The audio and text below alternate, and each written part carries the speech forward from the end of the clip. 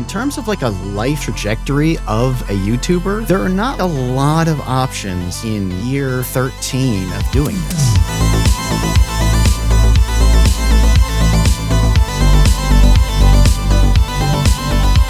It's a super weird position to be incredibly successful and then say, now what?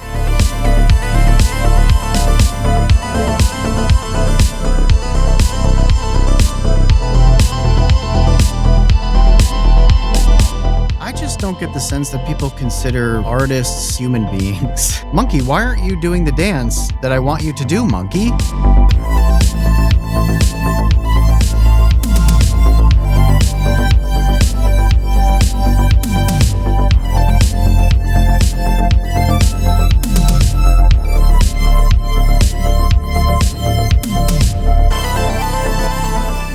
Roll the dice on a dozen people's lives every single day of yours and be okay with it unless you're a total sociopath.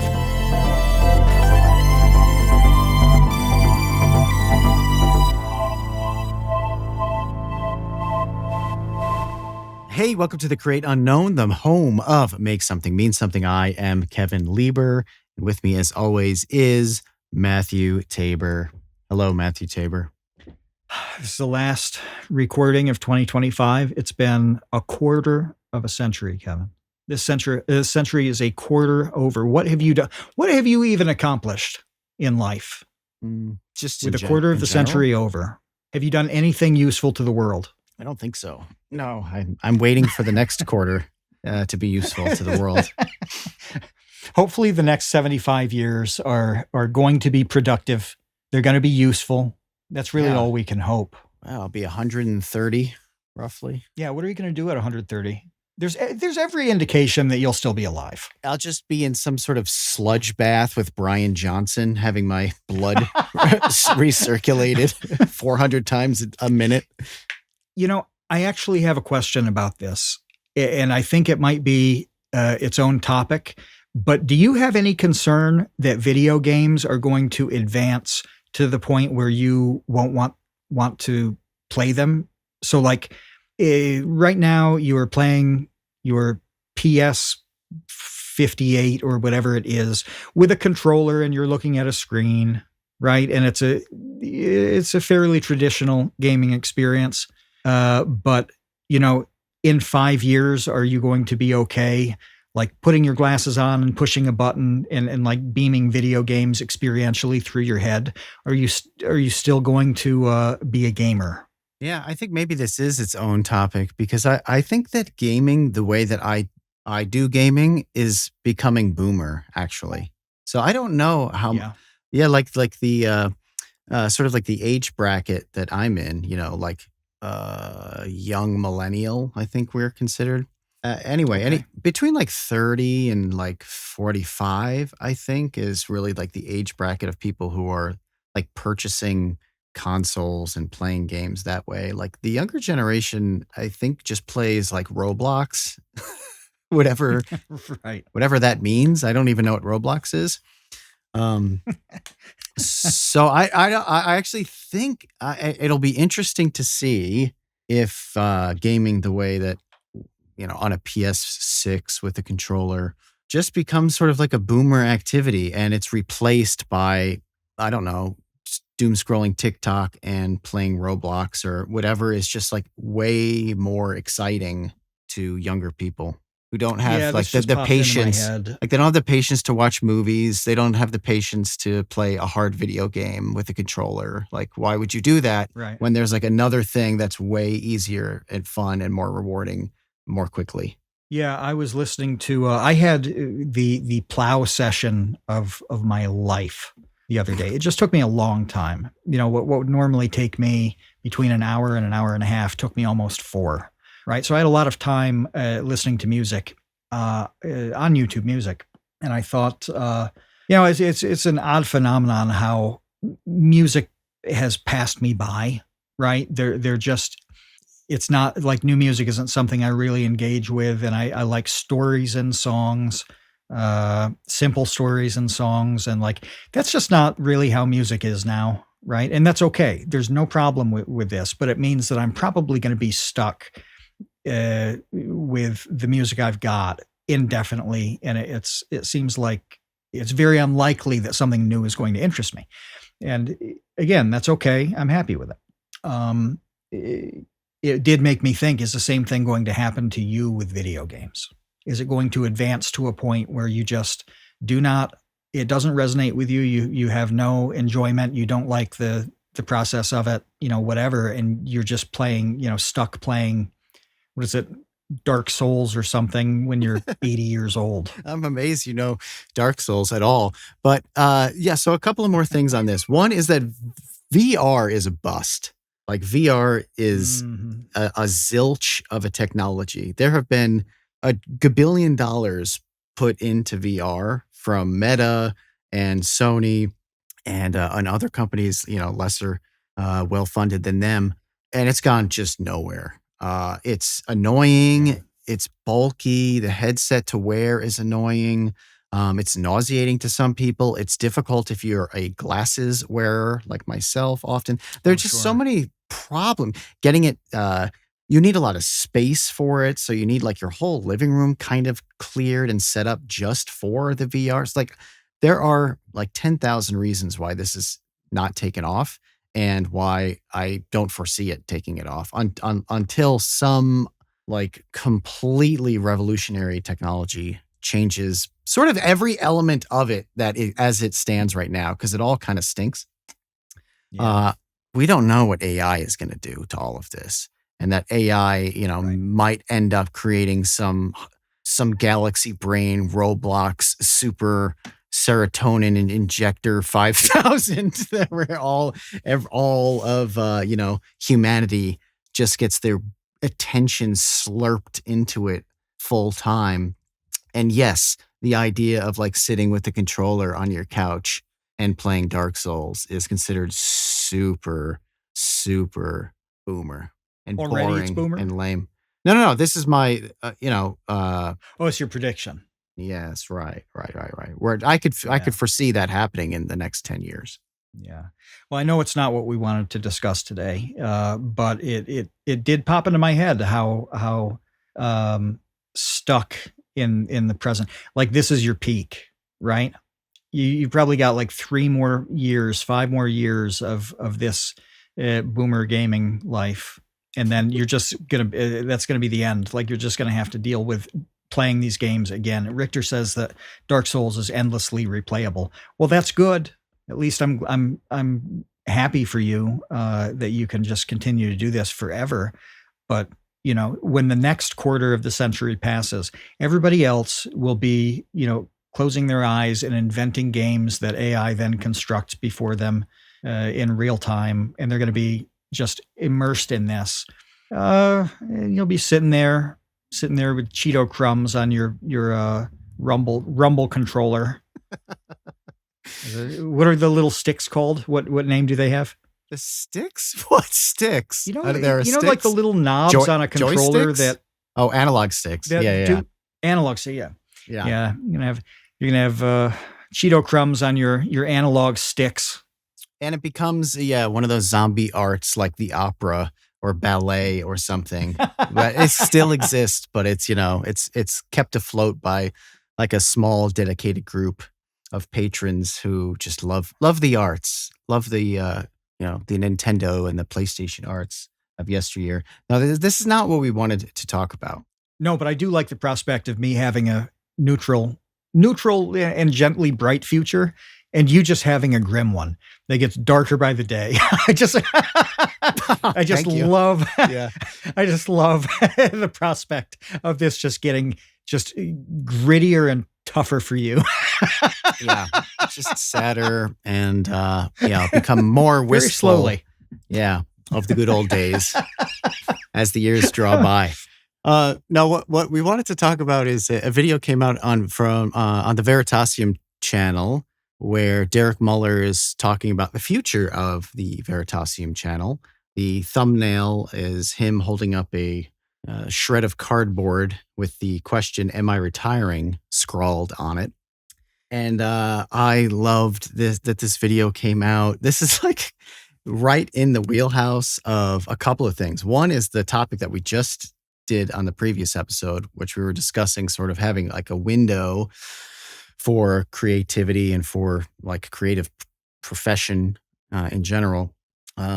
Another is the sort of the lifespan, I think, of not like only a creator's life, but, YouTuber specifically, since we're now, and I guess just in the more recent years, have been entering a phase in which like a lot of people are sort of sunsetting, they're on the other side of the crest as far as their YouTube career is concerned. It's gone on long enough that they can. For the good ones. Nobody was retiring in 2016 because like YouTube was 10 minutes old. Now you get these dinosaurs, these relics that are even worse than somebody like Derek, somebody like a Kevin Lieber who's been doing it since your first YouTube video was a real-time exploration of the JFK assassination, wasn't it? You had like a Brownie 8 on the grassy knoll. Yeah, I'm just sitting there. That you then uploaded. Right. I'm just cranking the film. So now it's been 60 years and you're contemplating, your future. Exactly. The other element to this, an element of truth, just to stick with the Veritasium subject, is that I have known about this. I have known about Derek's involvement with Electrify. I have spoken many, many times with Electrify personally. Like I know the people involved in this. So like I have a lot of experience with this entire subject in a way that almost no one else on planet Earth does, just objectively speaking. So it's a fun thing for me to talk about. And what was your initial reaction when you saw not just the video, but the announcement of the video? How did you come across it? Was it on YouTube or on Twitter or what? It was on Twitter actually. And it was because I saw other people like quote tweeting and complaining about Veritasium, complaining about, the fact that Derek had sold a portion of the channel, not the whole thing. It's important to clarify. He does clarify that in the video, but I know that for a fact it is, a portion of it to, a venture capital firm or, this other company and, all of the changes that have come as a result of that. And all of that is what I am interested in talking about because I automatically see the whole thing. I see it from both perspectives, as I usually try to do on any topic. But on this one in particular, I see it like really hard and with like, I think a sufficient level of depth from Derek's side because, God, I mean, he's basically me. So like, I know top to bottom. He's pretty similar. The whole thing, pretty much. Yeah. The same timeline with the channels, similar type of content. It's not one-to-one because there probably isn't. There isn't even a one-to-one within Vsauce. Like you're not Michael and Jake isn't you. And like, there's no one-to-one, but as far as these things go in the overall YouTube ecosystem, yes, you are Derek. People used to jokingly refer to Veritasium as Vsauce 4. Okay. Like literally that's a thing. Yeah, I remember like that used to happen, a long, long time ago. And since then, God, he has had so much ridiculous success and he deserves all of it. That's... Well, he owes it all to having appeared on this podcast. Well, that's right. The one thing you left out was that he was a nobody. He was a zilch. Nobody liked him. He had no views at all. And then he came on this podcast and talked to us and the world said, oh my God. Oh, who is this? Who is this Derek Muller? What is a Veritasium? And it swept the globe. All of a sudden, tens of millions of subscribers, trillions of views, and now he's waving a retirement sign. So You're welcome, Derek. You're welcome. All thanks to us. I should preface this entire conversation by saying that I am completely biased. On a number of levels. But the foremost level is that I really like Derek, the human being. Oh, he's great. like He's a good genuinely dude. like him to the point where like I can say that differently than most even YouTubers who I would consider friends. Like I like Derek more than most of them. Like to a more authentic degree. I like him. I remember going to an event a long time ago, right? This must have been 7, 8 years ago, something like that. And leaving the event, I remember saying something to you that there were like 3 people who I talked to that I'd really just want to talk to in life, that I enjoyed, that I liked these people, that they were just good people. Destin was one, Smarter Every Day. Destin, he's a good dude. If I open up Netflix and there's like an 8-episode series about, the guy you'd never expect with 1 billion bodies in his backyard, and it's Destin, that will be the only thing that will make me think maybe there's something bad about him. I wouldn't trust it. I would not trust. I'd just call him. I'd be like, "What is this Netflix? Is this true? This is not true. There's no way. How much of this is true? Yeah.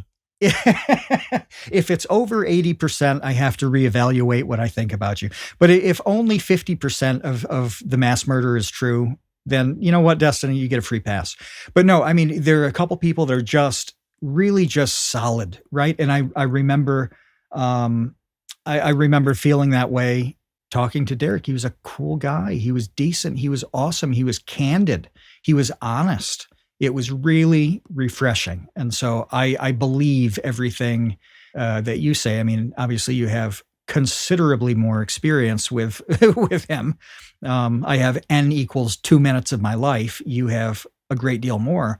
But what you're saying tracks completely. You can tell when somebody is genuine. It doesn't take that long. And he just exudes being a genuine person. And so I like using him as a case to talk about this subject, because he's not a weirdo. He's not a money grubbing guy. He's not a fame grubbing guy. He's not a jerk. He's a dude. He's a dude. And that's kind of the highest praise that I think anybody can get at this point. Yeah. I'm glad that you mentioned sort of things like used words like honest and authentic. I don't know if you used authentic, but I'll use that word. There are a lot of people, I don't know, this is kind of a sidebar, who I would say that somebody under the bus. No, I don't want to throw anybody off the bus, but I will just I will admit that there are people who I like. Well, how do I want to clarify this? But I don't like love at a like I don't trust. Maybe that's what it is. It's like I like you. I like you. I 100% like you. But like in a foxhole at war, like, do I trust you next to me? And the answer to that is a resounding no. Do you understand what I'm trying to say? Completely. It's like creating categories of people as acquaintances versus real friends. And there are a lot of people who are great acquaintances. But that doesn't mean that you want them across the table at Friendsgiving. It doesn't mean that you're calling them to trauma dump. Like there's just levels to it, right? And there are a lot of people who make great acquaintances, and that's important. You've got to have tons of people who who do different things, who you can call for advice, who you can help. That's excellent. Right. And you need as broad a network as you can get of acquaintances. But you just over time find that very few of them are even candidates to be real friends. And when you get into the arts and creative spaces and all of that, the level of friend-worthy people is very, very low. It just is. But the amazing acquaintance percentage is shockingly high. This is why like famous people have a wonderful time being famous and going to parties with each other, because it's awesome. These are incredible acquaintances. But when you watch like documentaries and shows that are kind of biographies of people, it's so common that you find out the people in their lives are usually pretty normal. They've made real friendships with real people. Not so often with the ones who really have been relegated to acquaintances. And that's how I'd put it too, is that you talk to people and you think, yeah, I'd love to get to know this person more. I can totally see being friends with them. That's the sort of aura a guy like Derek or a Destin gives off, where you're like, yeah, I would love to legitimately know this person. That's totally different than, having a fun conversation with somebody who's interesting and enjoyable in the moment, but who I wouldn't want to like hang out with my parents. Yeah, or like if you had a serious problem, you would never call. I think while you were using your explanation, that's what I was sort of the barometer I was using in my own head, where I was like, if I had a real problem, that was kind of maybe even a private problem. Yeah. There's a really short list, and it's a much, smaller circle of people I would call, that not only would I trust the advice that they were to give me and like look forward to having that heart to heart, whatever it is, but also trust that they wouldn't go like blab around town like, hey, did you hear what Lieber, like that's its own unique class sort of person. Anyway, there's just a lot of that was a long and lofty way to say that, like, I like Derek as a person and I trust him as a person. And when he made the decision to sell a portion of Veritasium to this company, Electrify, it was like I trusted that it made the most sense to do that for him for a lot of different reasons. And he explains a lot of those reasons in the video. And this is sort of like the uber conversation that I wanted to have around this topic, is in terms of like a life, just a life trajectory of a YouTuber, there are not like a lot of options for like which fork to sort of go down in, I don't know, like year 13 of doing this. And I do think that it's unique for YouTubers because YouTubers are hyper independent for the majority of it, and they can remain hyper independent. That's one of the forks, but it's not like being a Broadway actor where you're completely reliant upon someone hiring you to sing Hakuna Matata on Broadway. Like, you can't do that yourself. You're not like opening up your own version of The Lion King on Broadway. Like, you have to get hired by somebody else. You have to get discovered. You have to sell out in sort of that way. It's not like an independent, you're making your own play. It's like, no, you're doing The Lion King, or you're doing, I don't know what other popular, Phantom of the Opera, whatever else is popular. There's like 7 plays that people go to, and you're doing one of them if you want to be on Broadway, and that's it. Yeah, you have to function in a system too that's much, much bigger than you. And that's that's really, like, to me, that's the fork, right? Where if you're on YouTube, you literally decide that you want to make a video about something. You make that video, you upload it. That's it. You don't need anything else. You don't need anybody's permission. You don't need an infrastructure at all. With all those other types of jobs, you are at the mercy of, production companies of all sorts. You're at the mercy of venues, of people doing publicity and all that. So it's not even just getting hired to play a role on stage. It's like there are 19 gigantic things happening, and you're just at the tail end, or like the tip of the whole enterprise, right? And there's so much happening that you have to play along with and be subjected to. 99% of it is completely out of your control, and that you can't even weigh in on it. You have no influence of any kind. You are downstream of all of it. You are downstream of nothing on something like YouTube, aside from really uh, basic censorship and like, yes, there are some topics you can't make videos about that the system will not allow you to upload a video about X, Y, or Z. Other than that, you have complete and total freedom and you are downstream of nothing. Well, you are downstream of everything virtually everywhere else. And so it's a super weird position to be incredibly successful doing it in that one way for 5, 10, 13 years, whatever it is, and then say, okay, now what? Do I continue to do it this way? Do I stop altogether? Do I give up all control and just be that person at, downstream of everything? Or do I try to find something that's in between? What can happen where I can continue to be involved in a way that I'm happy with, that I'm comfortable with, and not be responsible for literally everything from, idea to hitting publish?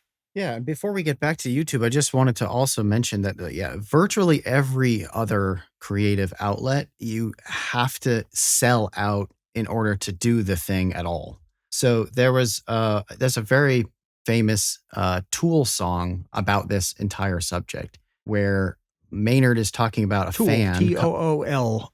Yes, Tool. Tool, Tool. Okay. Where a fan comes up to him at a gig saying how they sold out. And the whole song is like, dude, I sold out before you ever even heard my name. Like, I sold my soul to make a record, and then you bought it. So, like, you are, you're the man. Yeah, I sold out to the man. That's you. You're the man. As you're sitting there buying my album and sipping Coca-Cola and wearing your Vans sneakers and, all of this stuff. He goes down kind of like the list of, like, who is the man? Like, I'm the man, you're the man, we're all the man. Like, who's selling out to who, and what does that even mean? And I think that's a really interesting question overall. And it gets really weird in the YouTube space when you're a sellout to, I don't know, having an internet connection and to YouTube as a platform. And then otherwise, really, to kind of your point, and also, the community guidelines. But other than that, you make videos when you want, how you want, whenever, and people like you for it. But, and here's the gigantic but in the room, at some point your life changes and you get older and you have more responsibilities. And now you have a family potentially that you, have to care for and pay for, and a house and a wife and children. And maybe one of your kids has an illness that's reoccurring and that's really expensive, or your wife is having trouble conceiving. So now you're going through like IVF treatments and that's really expensive. I don't know. Or you have a parent who's ill and, there's their house you have to gets foreclosed on, and now you're dealing. I don't know, whatever happens, like things happen as a human being, from when you're, 25 to when you're like 39, that, the numbers change, the calculus changes, and you can no longer just sit in your proverbial parents' basement making YouTube videos 100 hours a week. Yeah, and I think it's even simpler than, or the examples of the pressures are more mundane, I guess a better way to put it. That we were talking about this before we started recording. A few of the people in the episode chat were hanging out. But like, I know a lot of people who are on their parents' family plans with their cell phones, and it makes financial sense to stay on that plan, whatever. I know a lot of people who are on their parents' health insurance because they can be with, for some time now, that was extended to being, you could be claimed on that until you were 26, I think it was. Anyway, at a certain point, you have normal stuff like your phone bill and health insurance and maybe a car payment. And if you do want to slither out of mom's basement, you have rent and utilities and all of that stuff. So you not only have the complex pressures that pop up, and your list was excellent, and the tip of the iceberg too. There are 100 more crazy things. But then you have all those mundane pressures when you choose to accept them or when you're forced to accept them. A lot of people are not forced at an early age, so they can skate by not having to deal with some of those things for some time. But they become real and they start to affect your decisions, right? They start to make you change or reconsider, rather, not necessarily change your mind on, but at least consider differently. Things like, well, do I want a steady paycheck and an income that I can depend on? Or do I want to continually roll the dice, hit publish, and hope to God that 3 hours from now, I don't see YouTube Studio showing me a 10 out of 10 video? You may get tired of that. It may become too much of a risk. Just all of this stuff changes. And that's even before you start dealing with what's the best decision for me long-term, for, the relationship I'm in, for the kid I've had, for the aging animal I have that, is going to require, healthcare stuff and big vet bills down the line. It's like, all right, maybe I should sell out by actually getting a job. Yeah, it's dicey. It's really tough. And so when you magnify that to somebody in Derek's position, where this is not a parent's basement thing, I'd respect him if he did. If this whole time he's been doing Veritasium out of his mother's basement, that would be awesome. I would love it. It's just popping Totino's pizza rolls and like learning about physics.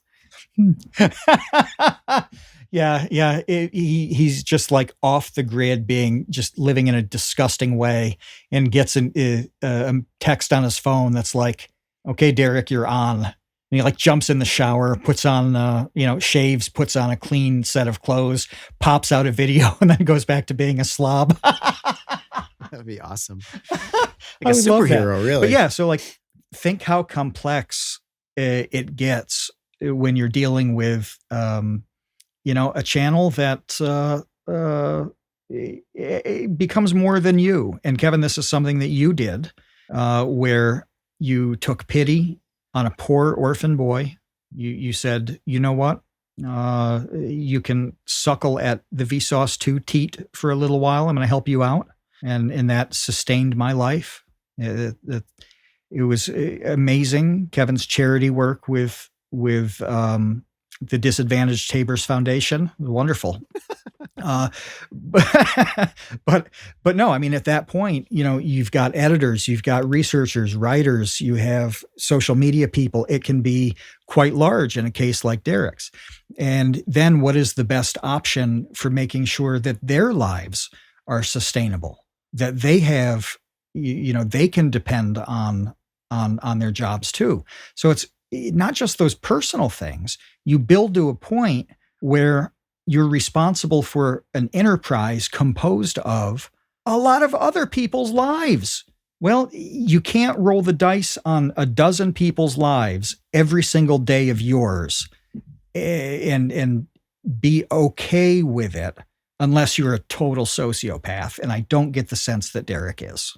No, and I'm glad that you brought that up because he mentions this in his video briefly, which I'm glad that he did, but it's a portion of this topic that deserves more than like 2 sentences, which is that, okay, if for, 9 years or something, you're doing everything yourself. I think it was the last podcast recorded, I mentioned how there was like a 3-year stretch for Vsauce 2, where I put out a new video every 5 days because it took me 5 days to make a video. And I was working, 10, 12-hour days, 7 days a week for like at least 2.5 to 3 years. That was all I did. I did not do anything else but grind. Like that is the definition of grinding on a thing. Whereas I didn't even play video games really in that era. Like I didn't do anything.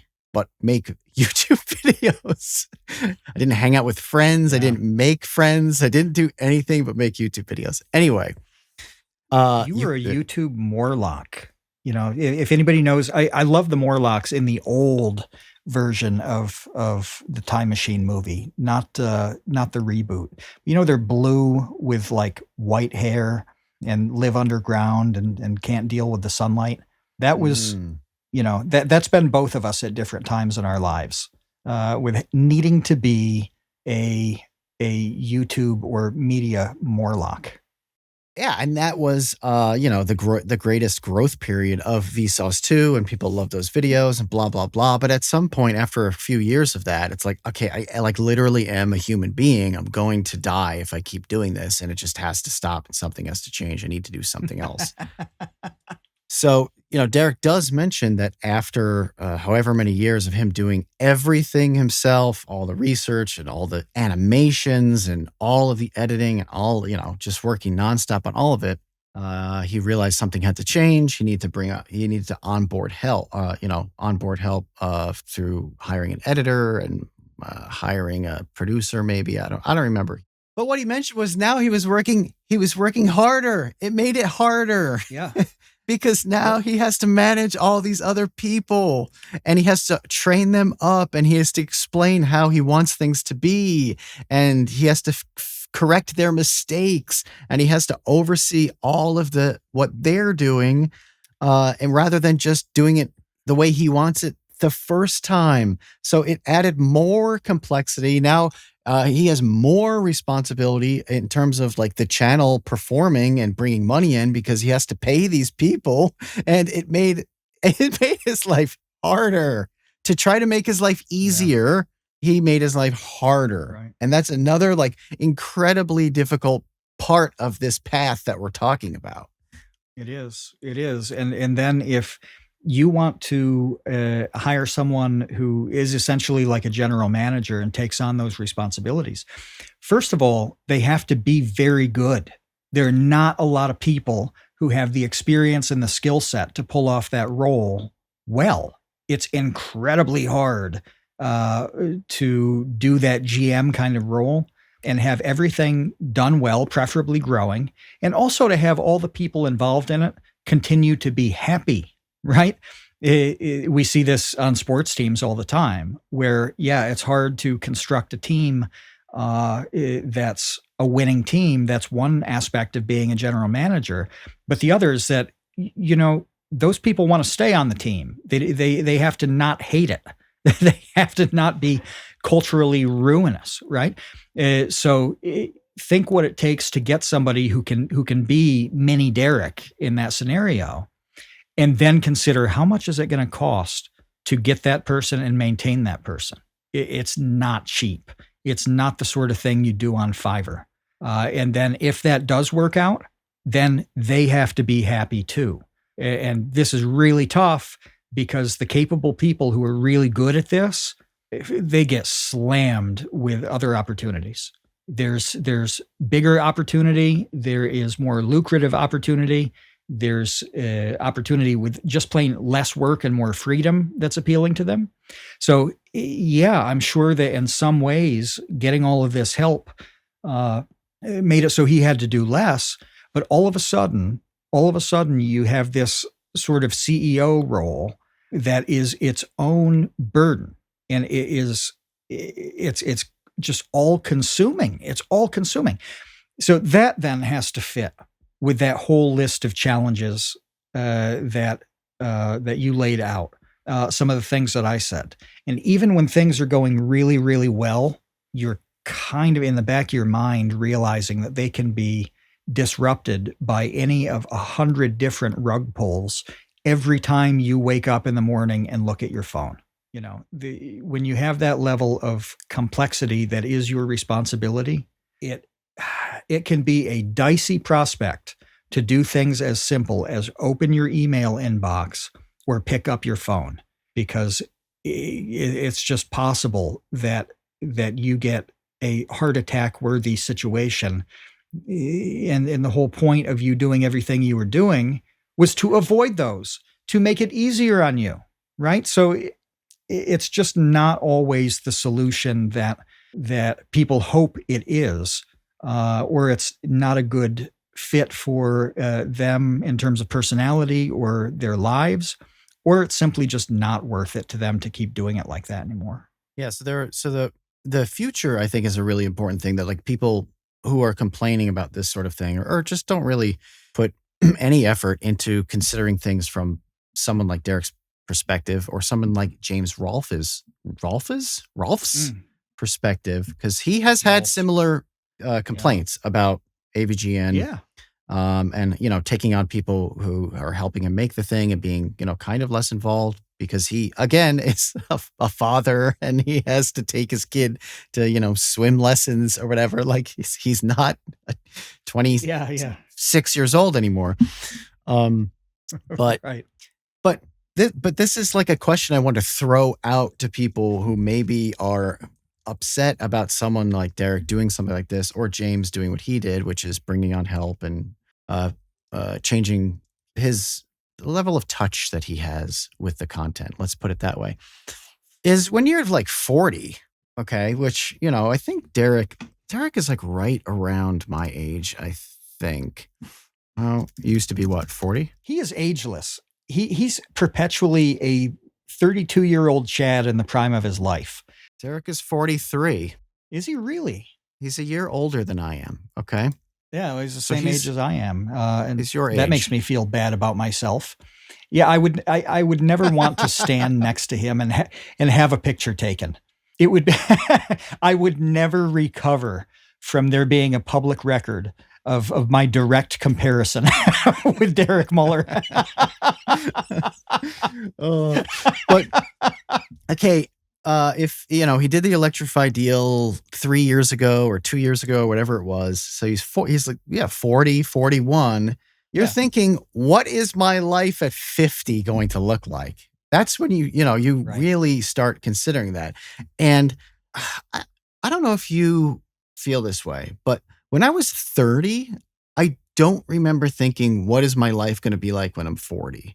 I didn't think that at all. I was just like head down, slamming on work, having a good time, like not really considering anything surrounding what was happening to me sort of in the moment. Uh Turning 40 though, I started thinking like what does 50 look like at this point? Like Well, what does you don't 50 do look that. like? What did you come up with? No, I don't do that. So this comes up. It came up for me last night where somebody had a meme that's like, we call like 45 like midlife crisis or something. It's like the average age is 76, so middle age is really 38, and I'm like, this is just so dumb. This is so stupid.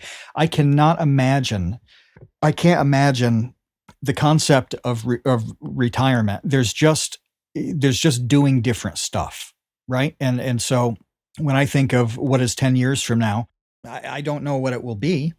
And it may be the same and it may be different. I don't know, but I don't worry about it. I don't, I really just do not think about it at all. It's not on my radar. I think in terms of stuff in life changing, because that does change over time. And we were just talking about this today too, that like I'm navigating an era now where, my parents aren't around. That's a tremendous life change. And there are going to be even fewer people 20 years from now. And like, they're going to age out and all that stuff. So like things are going to be different, but I myself, I can't conceive of it. There's just going to be what I'm doing then, if that makes sense.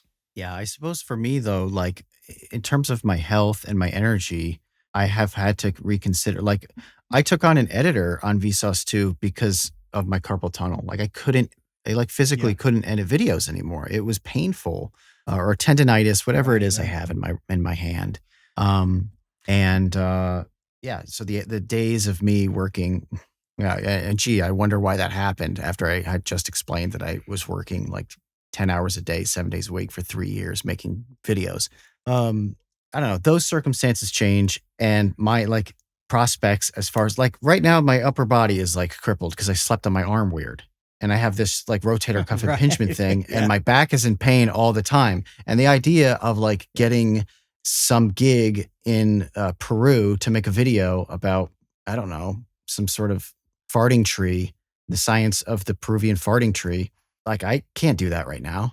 Like, my back hurts, my arm hurts. I can't lift my right arm at all. Like, I'm in pain. Like, I'm old and broken, and it's no longer sort of 2016 where I'm just like, yeah, let's go.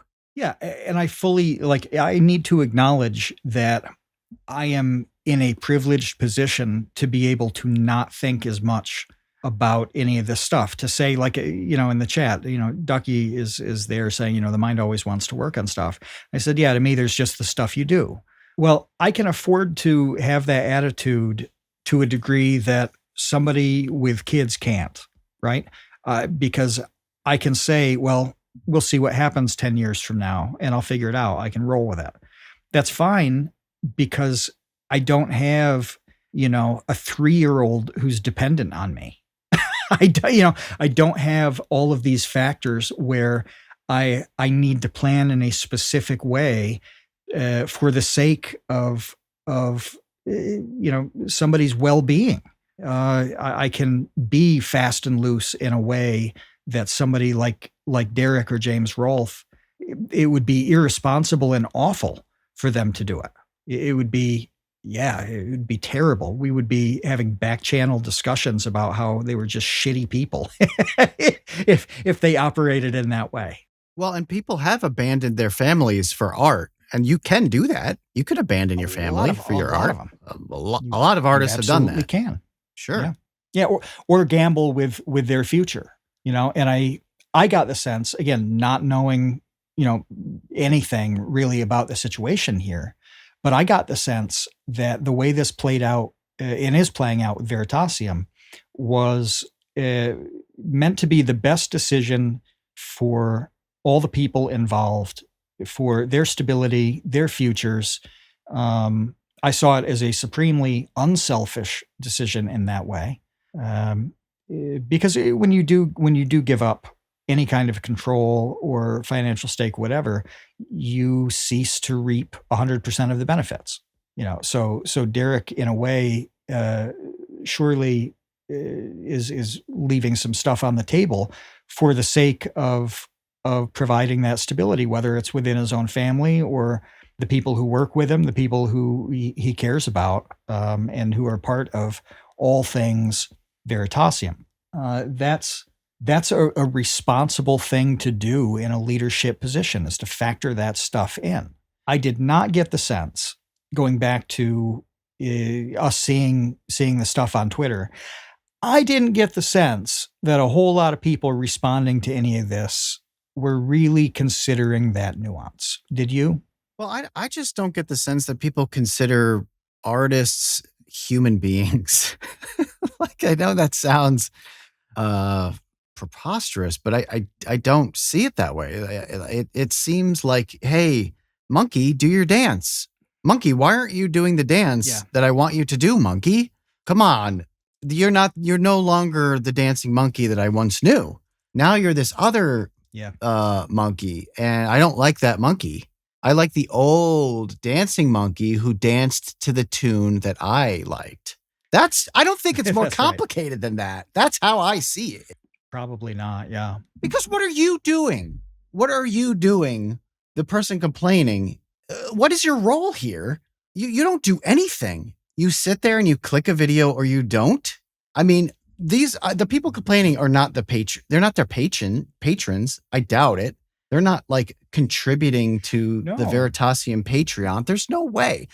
They're just sitting there, and they either watch his videos or they don't, and they contribute nothing else to the entire arrangement.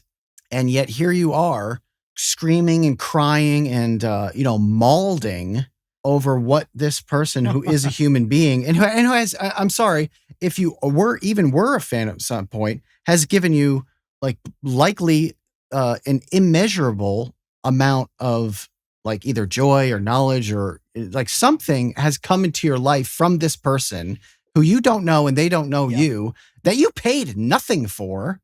And now here you are like screaming and crying and mauling over the dance, over what you consider to be nothing more than like a 2-dimensional cardboard cutout dancing monkey who's not dancing the way that you want anymore. That's how I see it. And that's why it upset me. That's why it pisses me off, because this is how I see the dynamic playing out. That's my perspective on it. Yeah, there's a great deal of entitlement that for some reason, they feel entitled to getting exactly what they want indefinitely. And that's not reality. Not for something like a YouTube channel. It's that question of like, what do you, if anything, owe the fans, right? And to what degree do fans of your work or your music or whatever, what are they willing to tolerate? Well, there were some, what I saw as valid criticisms from the fans, and I'm sure that the hardcore community, the patron types, one thing that Derek did extremely well from the beginning was build a community around Veritasium that was just exceptionally strong and supportive. And he crushed that. And I'm sure it's as strong as ever. But you get people who watch a thing for a while and it changes. Well, then they don't like it, right? They don't have to like it, but they don't. And some of them are saying that, saying, these aren't the videos that we were used to, that we could tell were really Derek projects from beginning to end. And now it's more like, he's presenting some of the material. Well, okay, that's valid. If the content has changed, you have every right to like it less or not at all. That's okay. At the same time, that happens. This is a potential path for literally anything creative. This happens with, I don't know now, but it used to happen with bands all the time. One of the best examples of this was with Axl Rose and Guns N' Roses, because they really blew up with a certain kind of music. Think about everything on Appetite for Destruction, Welcome to the Jungle, that style of music. And then 3-4 years later, it's these sweeping, epic songs like November Rain. People like that too, because it was a great song, whatever. But it was like, this is a very different thing than I became a fan of. And then, after that, it changed even more. And a couple new songs did come out a few weeks ago, and they were little bit forgettable, which, yeah, I felt a little bad on that one. But it's a different experience. And as a fan, you'd be like, you know what? I don't like this. I don't like the direction you've gone. I think you stink now. Well, if you think Derek's content stinks now, you do. You have every right to do that. But it doesn't make, a shift in content doesn't make somebody any kind of bad person. Well, I mean, I don't know. Maybe I have like a weird perspective on the whole thing, because I grew up with musicians who I loved who stopped making music because they killed themselves, and they couldn't, because they blew their heads off. Like, Kurt Cobain wasn't writing any more songs after the shotgun spoke, and, Lane Staley wasn't singing anymore after the 10,000th needle in the bathtub. And what are you going to do? Both of those substantially changed the fan experience for you, didn't they? They did. Yeah. Yeah. But it was point, officially a new era. Yeah. It's fatalistic, but there's going to be an expiration date on everything. That's sort of how the world works. And with stuff like YouTube, I think that there should be afforded more understanding. I think that people change, times change, people get older, they get more responsibility, and let's play out what the options are, and maybe we could sort of wrap up the whole discussion with what the options are, because you do have a few options here. Yeah, Right? there's something worth pointing out first, though, that Okay. it's something that you and I have talked about for many, many, many years. And it's this really bizarre mindset that all things educational need to be uh, perfectly benevolent and free and unchanging, and just they can't ever be tainted by the realities of, for example, uh, running a sustainable business. This is something that is unique on the educational side, and anything that brings in financial or life realities constitutes some sort of selling out. This is a disease. It's an absolute disease. And we know a bunch of people terminally infected by this disease that have made really bad decisions with their channels, their content, everything, because of this bizarre commitment to, well, this has to be, because it's educational, you confer this special like charitable status that is in my unicorn farts mind somehow immune to every single reality in life. That really is a factor here with the response to the path that Veritasium has taken, where some people are so offended by the prospect that you would begin working with a company that wanted to make a buck. That is hateful to so many people. It's severely misguided. It's severely misguided, but a lot of people think that way.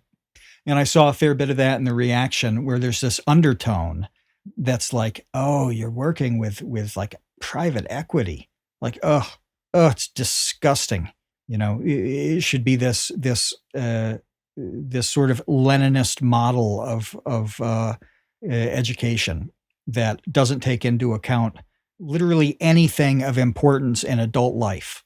It's extremely childish and naive.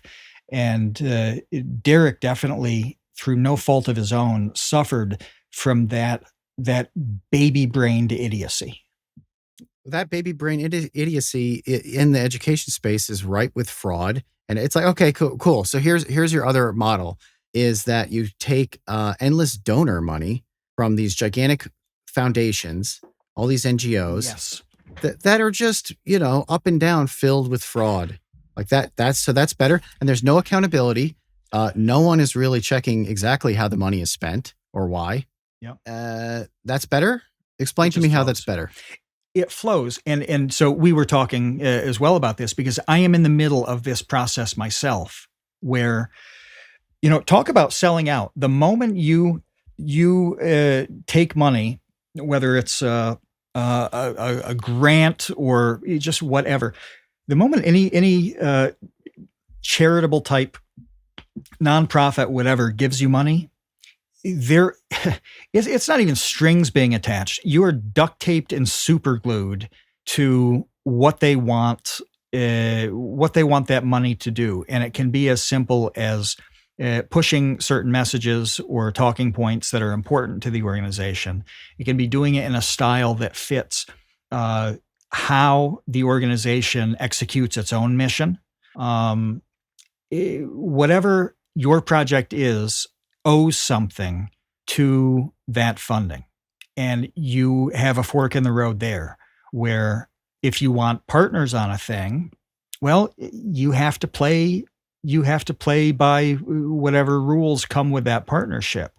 And hopefully you have a lot of freedom. Generally you don't, whether it's in the execution or it's just the judgment and creative freedom that goes into it. You have to consider at least a new set of rules, if not play by them entirely. And this is something that, I'm considering daily, as I have two projects that they're perfect fits for a lot of different organizations that would be outstanding partners. I would be able to get money from them to make the project on a grander scale, make it faster, like whatever. But the question becomes, all right, what is the cost of that money in terms of the project? And that's the fork is, who are you beholden to?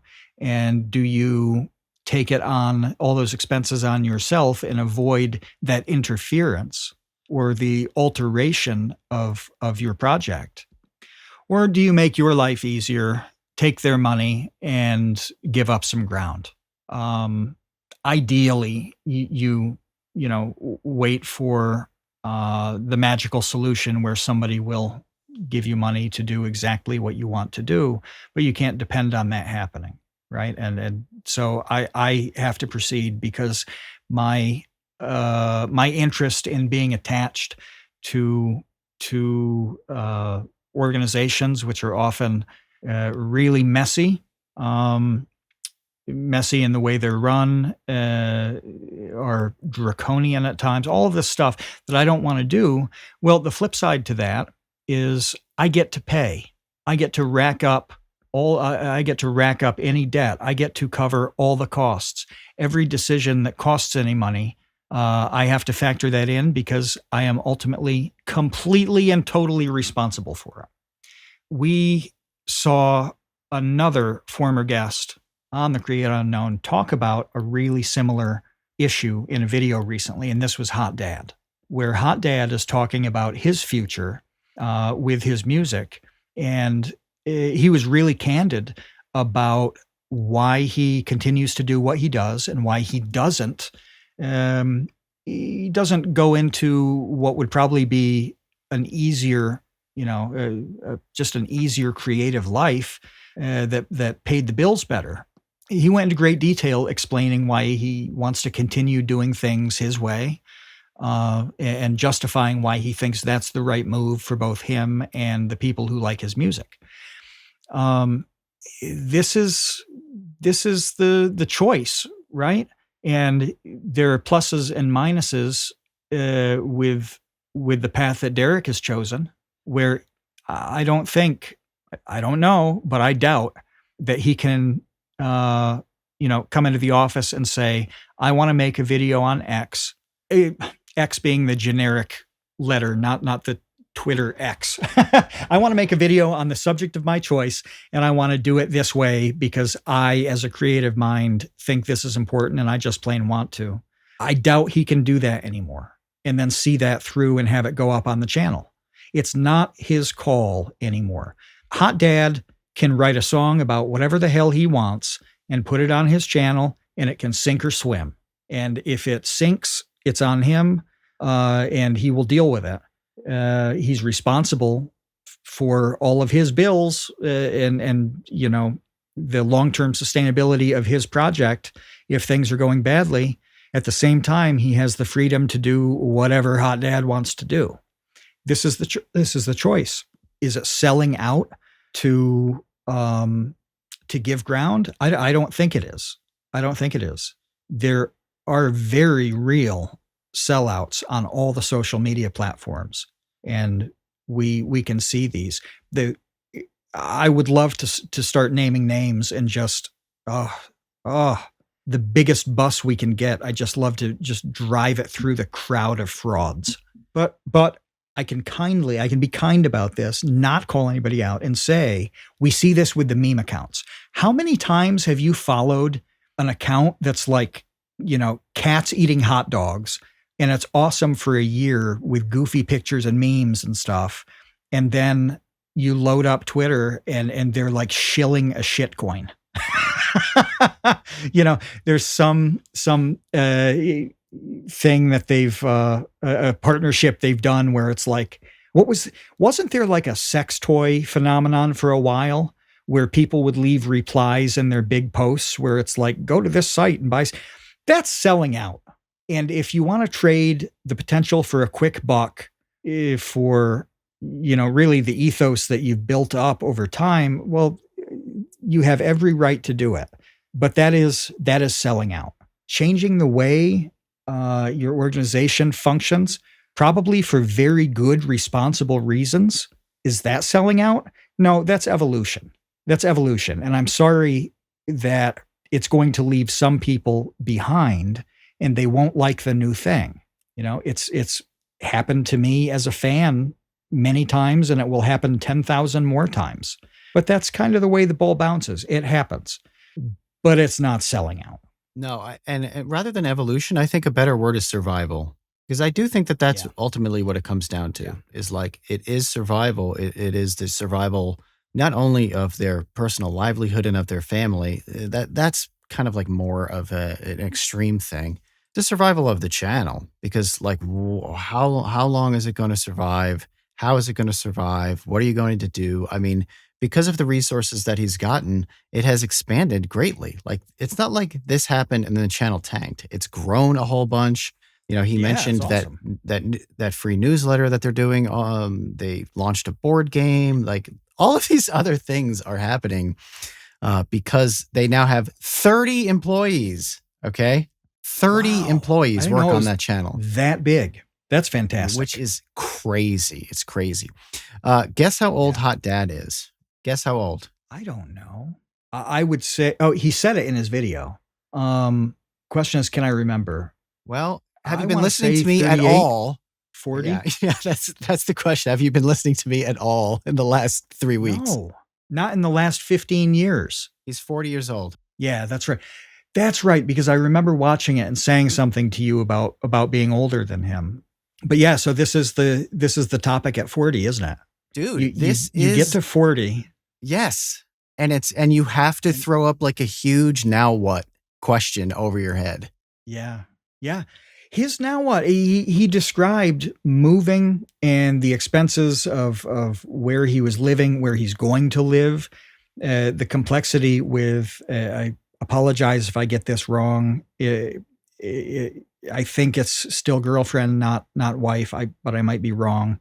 He uses partner. But, you know, she has her partner. Okay. Yeah. Well, she has her own career that has its own, you know, geographic demands and whatever. And like, that is a thing in life where you have to factor in somebody else's path, you know? And so that is a determiner on, you know, where he lives and what he does.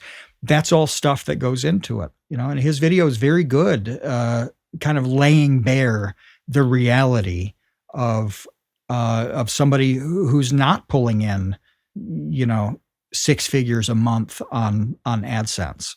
You know, but who's also many years deep into a really well-established project. They both Derek and Hot Dad are really talking about the same thing in different circumstances. You know, Hot Dad was saying like he still does everything himself for the most part, right? He doesn't edit his videos. He pays for an editor, and he mentioned like not being able to afford that anymore, which sucks. Yeah. You know, that's very different than having 30 people in an HR department. You know, like these are two different scenarios. But conceptually, they're still the same. They're the same. It's well, I've hit 40. I'm taking stock of what things are like. Where do I go from here? And why do I make the choices that I make?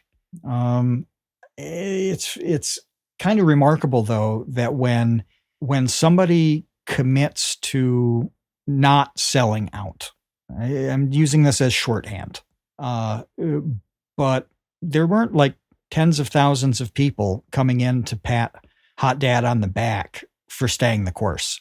Oh, that's such a good point. I am so thrilled that is such a good point. Yes. Yeah. You're not being thrown a parade. You're not. Nope. At best, it's like, you know, congratulations on doing what the audience fully expected of you. Right. Rather than like, oh, I cannot believe, you have the exact level of integrity that I demand. That's not a thing. Right. No. So you can never win with it. It's just a question of do you get lambasted? Yeah. How would you like to decide how to lose? That's right. Yeah. You can lose on a grand scale and get heat from anons globally. Or you can do the really difficult thing, which is continue stay the course and grind it away despite not being sure what the future brings, by being uh, older with less energy and all the stuff that you were talking about.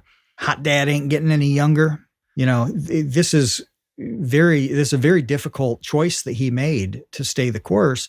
And how many people, you know, came out of the woodwork to show how much they cared? None. No, I mean, some did, you know, some commented. No, they do. They of course they do, his fans, Yeah. but Yeah. I would be more clear with people who aren't already hardcore fans of his aren't coming out of the woodwork to like lavish him in praise for doing Right. like the exact thing that they're expecting Derek to do. That's not a thing. Right. So that's the one-way street that you're describing that I think is really interesting and important Totally. to put out there, is that there is this negativity that will come from one way, but there's never the positivity for the other thing. No, only among a handful of people who recognize and appreciate the sacrifice being made. And this is my take on it is neutral in the sense that I'm not saying this was the wisest move for him. I'm not patting him on the back, saying that, yeah, you've done the absolute best thing long-term for you and your channel and everything. I'm not saying that at all. It's not a value hopefully judgment, it works out. Right. It's not a value judgment. That's right. I don't see it as a value judgment either way, for Derek or for Hot Dad. You can discuss it without putting value on either one. Right. But what I am saying is that I do respect and appreciate the fact that he's plowing forward on that. It would have been very easy for either of these two guys to say, I've had an incredible run. It's been however many years, and I've made this many videos and this many songs, and I built a community up, and I love you guys, and this has been awesome. And it's time to close the book. Which there have been in recent years, many high-profile YouTubers doing exactly that. Yes, saying see ya. A lot of them. And it's totally valid to quit whenever you want to quit. That's cool. Yep. But I absolutely respect the fact that neither guy has done that. And they've chosen to proceed in two very different ways. Well, I hope it pays off. I hope it works for both of them. But I'm really not about to go on Twitter and rip them. It's like, no, what I need from you as a nobody zilch in the world yes, is to do the Kevin's monkey dance. Yeah, for my own entertainment. Yeah, you know what? I can't come up with a good estimate on Hot Dad's volume, but it's not like he's putting out 5 songs a day. You know what I need is for you to entertain me with a 3-minute song once a month indefinitely, no matter what the cost is to you. Yeah, regardless of your personal circumstances and health. And the other thing that is lost in this conversation that is super interesting, and I think a cool thing, is the prospect potentially of the Veritasium channel not being reliant upon Derek, but still being a net positive in the world as far as science communication. Like, has anybody mentioned that? Because that seems sort of important, is that if Derek got hit by a bus 4 years ago before any of this happened, then 100% of the Veritasium channel is over. There obviously never would have been another video made. Yeah. We talked about this in depth with Grant and King of Random, because he was trying we watched to do happen, exactly basically. this. We watched it happen, you know? Yeah. I talked to him specifically about this process of him hitting a point where it made sense for his channel to be more than just him. And he began that process. And then that crazy scenario happened where, he was killed in a tragic way. And then it's the question of like, all right, what now with this channel? And they really struggled with what to do. And it was disappointing for fans in the end, because it was such a tough situation to try to, build on what he created in that larger way. And we've seen, more like, I don't want to say brand channels, but like we've seen up close a bunch of them try to be bigger than their personalities. Mm. And it's an extremely tough process. There was such outcry with Donut Media had several kind of really high profile kind of personality splits in the last year or two that substantially altered, the content on the channel. Well, that shows how tough it is to make something bigger than just you. And I think that fans are really sour on this because most of the time it has not worked out at all. And when you take the personality away, it is not an AC/DC scenario where you can miraculously get a new singer who's even better. I know, but didn't MatPat do it? Like, I haven't looked at his Theorist channels in a while, but didn't MatPat like pull this off? Or am I? No, yeah. I mean, the channels on the Game Theory, I'm looking at, the views. The 2 days ago they uploaded a video. It has 700,000 views. 2 weeks ago, 1 million. Yeah. 3 weeks ago, it's totally possible. 1 million a month. But I 1.3. Yeah, I'd say they did it. Still the exception. Like 9 times out of 10, it does not survive this transition. Whether it's planned, whether it's the natural evolution of the business model, or whether it's really because of something like a tragedy, like in the King of Random example. Most of the time, overwhelmingly most of the time, it doesn't work out at all. And so I think that the expectation that it's going to be anywhere from disappointing to disastrous is not unfounded. I think that the fans are kind of playing the odds on that one, on saying, okay, great. There's a 90% chance that this thing that I really like is going to be ruined. At the same time, you got to pull for the 10%. you've got to, you got to hope that it goes smoothly and that they do it right, or that there's not an insurmountable challenge that can come with something like a tragedy. You still have to pull for it. But the audiences are not typically known for being hopeful and positive. They do tend to trend towards cynicism on these sorts of things. And we saw that holding up the "Am I retiring" sign. Yeah, it was the apocalypse. Yeah, but MatPat pulled it off. I mean, if you look at the channels, he's not involved at all. And people still love and watch this channel without him. I think that, that's obviously the long-term goal for Veritasium.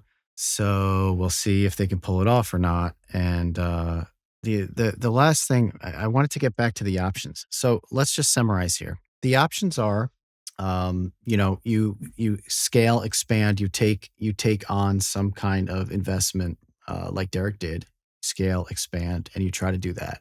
You try to make it bigger than you, turn it into an actual business with the hope of eventually having an exit so that the business can perform without, what do they call that? The key, like the keystone? There's some economic term about how like a business that's reliant entirely upon one person is like a long-term risk because if something happens to that person, the business is done. And now all these people are out of a job. That's the other thing, is that people are not at all, because of course they're not factoring into all these people that have jobs editing and animating for this channel and doing research, and they have health insurance, and they have a pretty sweet 30 people have a pretty sweet job working on a science YouTube channel. That's pretty great for them that exists. So there's that scenario. There is just to stop, just to walk away. Just to say, I'm taking my ball and I'm going home. I've made as much money as, I probably can while dealing with the grind of maintaining this YouTube channel. So I'm going to retire and not make any more. So now the channel's over completely. So that's another scenario. Yep. And then I guess the third path is just grinding yourself to the bone, continually doing it by yourself, until some sort of probably outside influence causes that to end. Yeah. It's really outsourcing the decision by continuing to go on that route, because something is going to happen to make that decision for you. It's going to be outside your control. You're going to get, it can be as simple as carpal tunnel. I'm actually really thankful that I haven't had problems with my fingers and hands that affect my work. And that's something I worried about for a long time. Was like the worst thing that could happen to me was like breaking fingers on my right hand. Something dumb happens in the garage and like makes it so I can't type. It can be that simple. Well, that's a really low grade example of the outside world making these decisions for you. If that had happened at that time, I would have had to make a shift in the work that I was doing. Now I have some more options, but yeah, you can just kind of punt and wait for the world to choose for you, and hopefully you'll like that choice. Probably not. Almost certainly not. Yeah. The other sort of addendum I would make to my options are, the what I mentioned was sort of the Tom Scott scenario where someone, they're John Elway, right? They're retiring after winning the Super Bowl, right? That's super hard to do. Probably the more plausible and more frequent option is they have to go get a real job. Like they just can't do the YouTube thing anymore. It's, it's not going to happen, or it happened and, now it's not paying like it used to. The channel's dead, whatever it is. And now they need like an actual paycheck with health insurance. That's the other option. Yeah. And something that we've talked about in the past is how, after you do this kind of thing for 10 years, your skill set is amazing. You're a great example of this, that your work with the Curiosity Box now, I don't think it would have been possible 10 years ago, 8 years ago. What you do with the Curiosity Box now, all those skills that you use very well in that position, you acquired over all the YouTube stuff. So that happens too when, you've been doing it a long time. You have many, many more options than continuing the grind. You are positioned, Kevin, in media to apply for like 50 different roles. You could go on LinkedIn and be a fit for dozens of serious roles in media companies. 10 years ago, no. 10 years ago, it's like, oh, I hope Conan O'Brien needs his feet massaged. Like I'm really well qualified to do that. I wasn't even allowed to watch him get his feet massaged. I didn't even have like a cuck chair in order to be in the room while he had his feet massaged, let alone be the one doing it. Yeah, but I mean, this has happened for both of us, where the skills that we have acquired over the last 10 years has opened up a ton of possible paths.